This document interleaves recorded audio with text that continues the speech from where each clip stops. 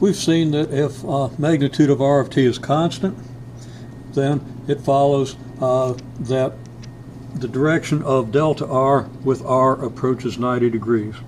And we argue that, as shown here, from the fact that as delta t goes to 0, delta theta goes to 0, so that the angle between the delta r vector and the r vector approaches 90 degrees.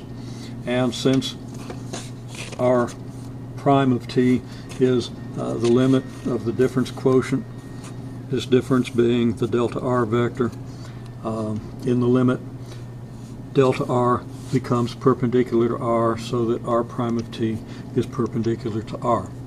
In terms of the polar unit vectors u sub r and u sub theta, our vector r is just r of t, magnitude of r, times u sub r. The derivative of this is what? Suppressing the t notation, this is r prime u r plus r times u r prime, which is 0, because if r is constant,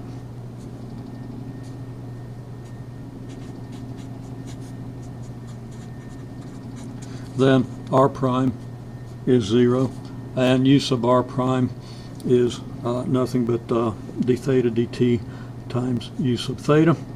So this is r d theta dt u sub theta.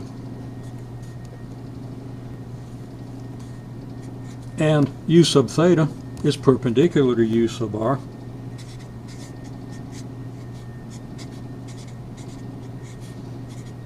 So r prime is perpendicular to r.